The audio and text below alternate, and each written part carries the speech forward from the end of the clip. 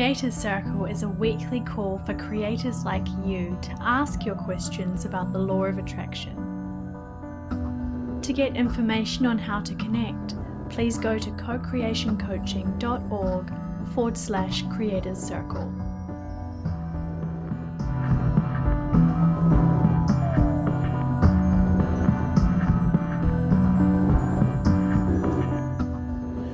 Hey everyone, this is Creator Circle, call number 14 now, I believe. Wow. And we are answering your questions about the law of attraction. So I mentioned last week we're doing things a little bit differently. Sorry, it always scares me when the live stream starts playing on me and I hear myself. It's distracting. Okay, there we go. Like, why am I hearing myself talking like 30 seconds ago? So we are doing this a little bit differently. We are answering your questions only if you're here, and we're only going as long as you have questions. So we do have someone with questions, so this is awesome. So anyone else who might be watching who did not send in your question, or who might be on Facebook right now watching this, feel free to comment with your question or click the raise hand button, and I will see you and add you after I answer the first question here, which is Chaucer. Let me allow you to talk. Hang on a second. All right, can you hear me? There you go, Chaucer. Hey. How you doing? Long time no Hi. talk. It's been a while. Yeah. How are you doing? Doing pretty well. It's raining like crazy here. Oh, really? It Oh, was gee. yesterday here? Yeah, last night. It's at the. Last night? Oh my god, I was scared. I hate rain and thunderstorms. I'm terribly afraid of them. So, Master Law of Attraction teacher. Afraid of thunder. I am afraid of thunder. I'm sorry, I'm like a little dog. If I could hide under a bed, I would. All right, anyway, you said I think you had some questions. So what are your questions? Yeah, so I've been thinking lately about to what extent feeling good about your goal factors into things versus like feeling determined about getting it, because I've been thinking over some of the big manifestations that I've got, and some of them I can't even really say I felt particularly like happy and zen about it. It was more just like a drive to get it, and I think like that's a thing for a lot of people they stress out about, is like, oh, I'm not feeling like super happy about it all the time. Mm-hmm. Let me ask you this. Were you stressed about it? 'Cause you said you weren't like super happy or feel good, but were you actively really stressed and anxious about it? Maybe, I'm not saying none of the time, but like were you often like that? More of the time just feeling determined. Like it was sort of more of a like neutral, like Right. I'm going to get this no matter what. Okay. That's what I thought, because what I've noticed is, no, it doesn't take like being in the vortex, all the time or something. But what it takes is having that vision, and that pulls you forward. Let's talk about like structural tension, and you don't have to feel good, but at least not resisting it. Okay, so I mean, feeling good can definitely help, but it doesn't have to be intense. Okay, so if you can have that vision of the goal, and that can be really strong for you, but it's not in a resistant way, it's in a determined, persistent, like this is going to happen sort of way, and you're at least not blocking it, then I think it's going to happen. Right, that's been my experience. Because, I mean, so can you kind of give an example of where that happened for you, or when you experienced that?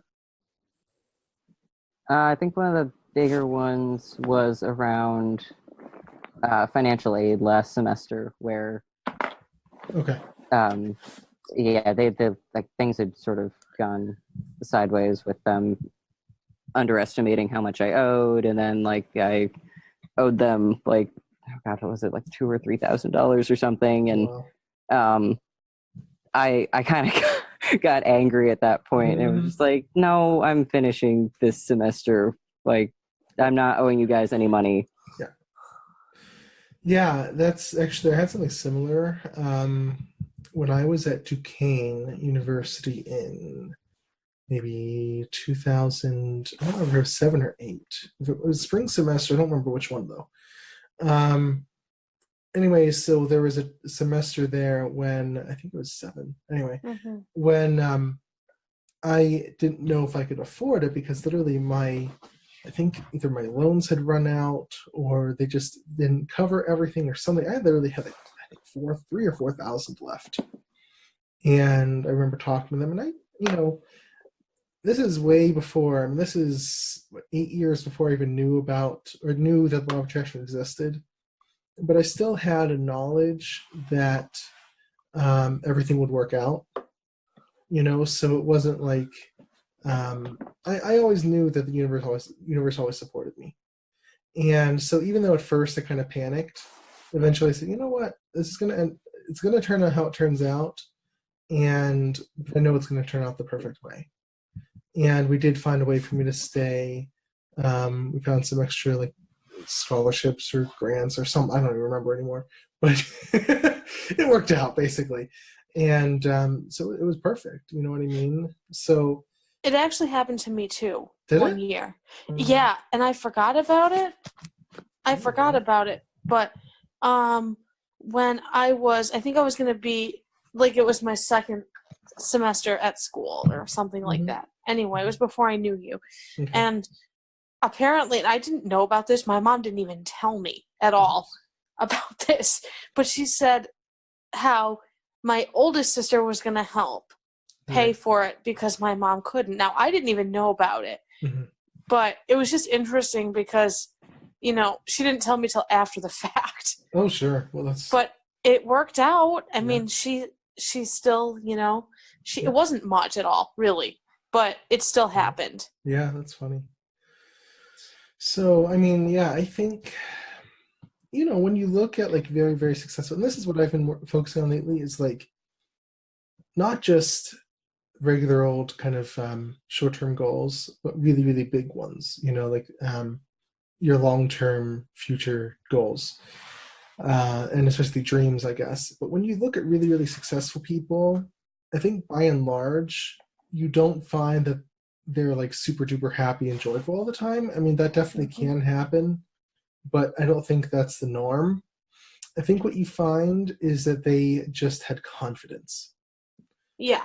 And they knew it was going to happen. And they trusted. They trusted in themselves, their own abilities, and perhaps in something higher if they had that faith. But they trusted. They were able to let go. Trust and confidence actually seems to be more important than feeling good. What would you think about that, Chaucer? Yeah, I would agree with that. Yeah. I think also sometimes the trying to feel good just stresses you out too much. Right. But it really yeah, does, yes. Because trust and confidence is sort of a different, deeper level that, like I said, it almost feels like neutral in terms of emotion. Yeah, it is. Because I always tell people, like, people say, like, do you try to feel really good for your goals? I never really feel beyond maybe a 3 or so. And you've been there when I've said that before. I never really try to feel like beyond a 3 out of 10. Like if 10 is absolutely over the moon ecstatic, like bliss, and 1 is, or 0 is like neutral, I rarely go above a 3. Like I rarely, when I'm visualizing, sometimes even a 2, or if that, like it just is a very light touch of an emotion. I think of Richard Dott's book, Light Touch Manifestations, and that's what I was thinking about, because he always says it takes a light touch. It doesn't take this, oh my God, I'm so happy. Like it just like jumping and bouncing off the walls and all that. Like it's just not required. It just takes like, oh yeah, that'd be cool.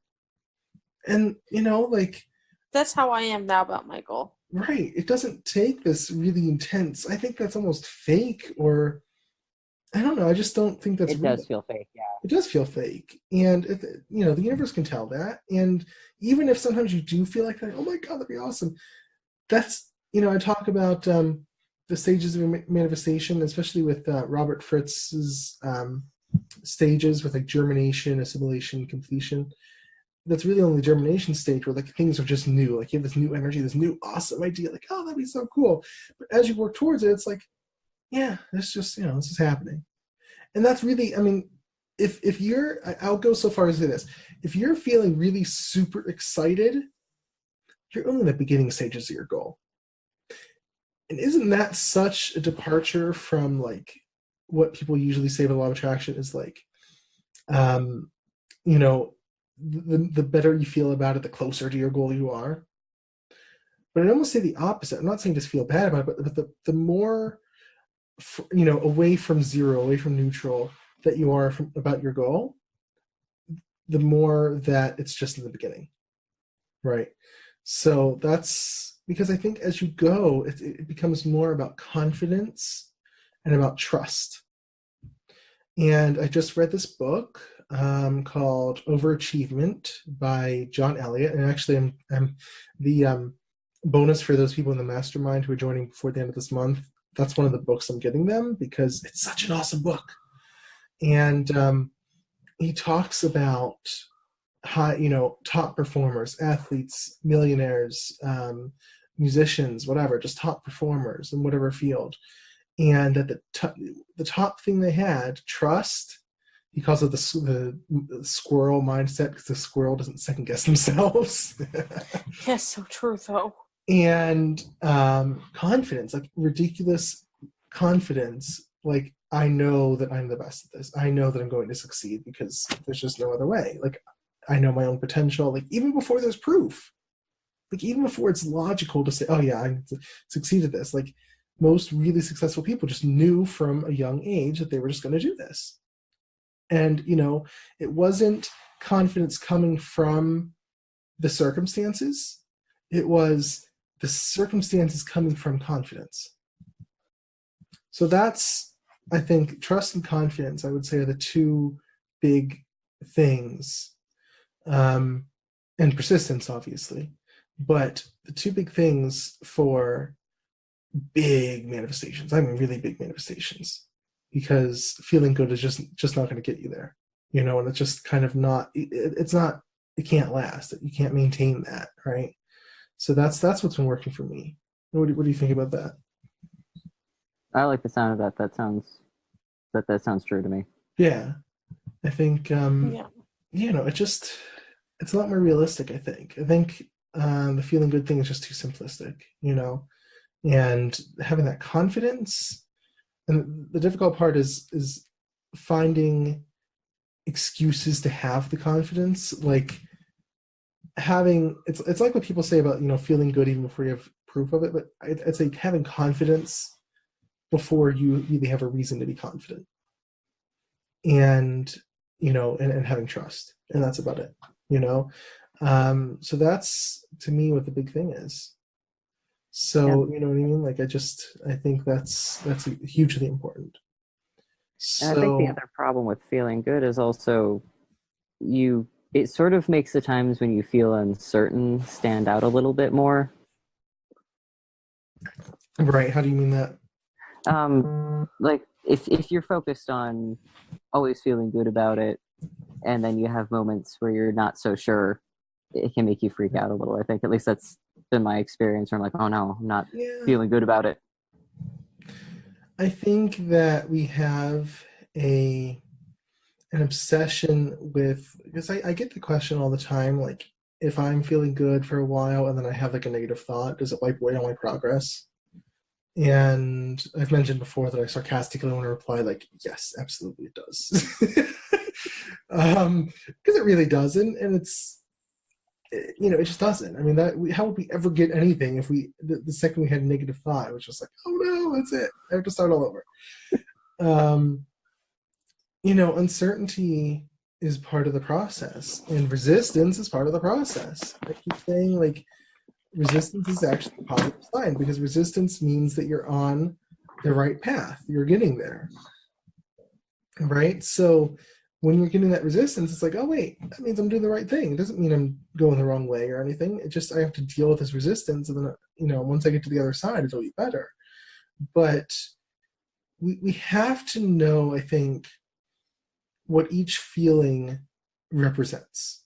And I think that more than trying to control what we feel, we should know what to do with that, if that makes sense. Like, instead of trying to be super happy and never be negative, know what it means when you are negative. Because if you take care of the cause of feeling negative or feeling uncertain or feeling doubt, then it just simply won't come up, or it simply won't be a big factor.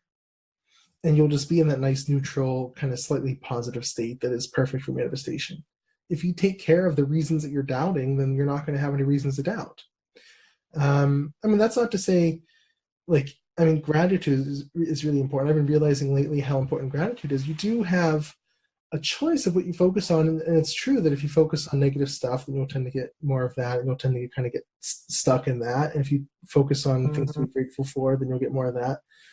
But I wouldn't take it beyond that. Like, I wouldn't try to manufacture like being happy all day. Like, be grateful for things you can be grateful for, but then just see what emotions come up and just deal with them. Does that make sense? That I really needed to hear that, actually. Really? That's awesome. Yeah, that was like exactly what I needed to hear. Awesome.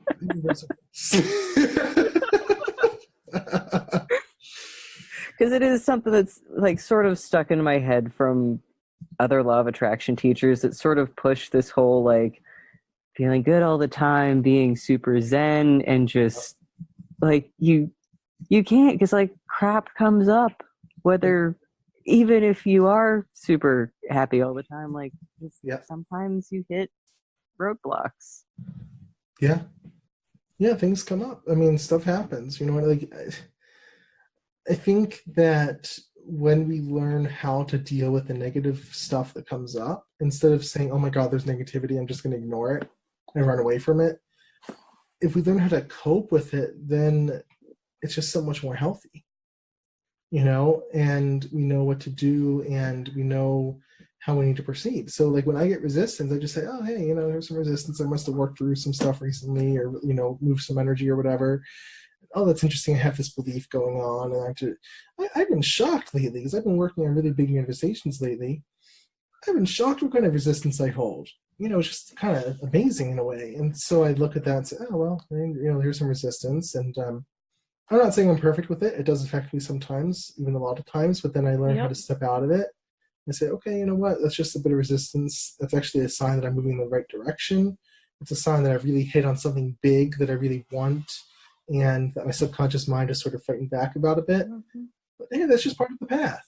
Like, there's,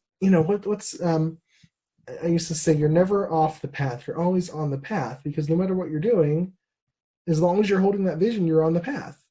Whatever's coming up, like if good stuff's coming up, like that's awesome, great. I mean, that means you're making progress. If bad stuff's coming up, it's still great, because it still means you're making progress. You just ran into some stuff you got to clear out. So I'd almost rather, in a way, bad stuff come up and me have to deal with it, because it means that I've run into something that previously was keeping that goal away from me. That's right. Right? Because I mean, if I run into resistance, it means that resistance, that mental block, that subconscious program was keeping my goal away from me, and now I'm meeting head on with it, and I can deal with it and release it. And once I release it, then it's not blocking it anymore. So I think I'd almost rather that happen than get a whole bunch of positive stuff, in a way. So that's how I see it. Yeah, that makes sense. Yeah. Does that help? Yeah, definitely. Awesome. Do you have any other questions about that? No, I think that pretty much covers it. That's really good, because I think, like I said, it's important to know it's sort of hard to, I mean, until I put these things into words, it's like, things sort of are swirling around in my subconscious until I put them to words. It's like, oh yeah, that's what I learned recently. But about confidence and trust, I think that's the big thing to take away from this, is that, when we have that confidence and trust in ourselves, then it means that, it means that we can get it a lot more easily. It doesn't really matter if we're feeling that great or not. And that as long as we're feeling okay, and as long as we are not blocking it, not resisting it, not pushing against it, but we're just kind of going with the flow, then it's okay to be kind of neutral. And that's kind of the natural state to be in. It's not really natural to be in this super happy state all the time. I mean, it's just not. It's not necessary, So I think that's the big takeaway here. For a lot of people, because I think that's a huge misconception. So that was a really awesome discussion. So thank you for asking. I appreciate it. Yeah, thank you for answering. Awesome. So that is it for us today. I appreciate everyone who... Does anyone else have questions? Nope, that's all there is. I've been checking. So again, I appreciate those who are listening and those who check out the recording. If you would like to join our Creators Circle next week, if you're on the mailing list, you'll get information about that. If you're not, then sign up for the mailing list. And you'll be notified how to join next Tuesday. And again, our new policy, we're only accepting questions from those who are actually on the call, and we're not going to try to come up with topics, as long as there are questions, we'll be here. So thanks everyone for participating, and we will see you guys next week. Bye everyone. Bye. Bye.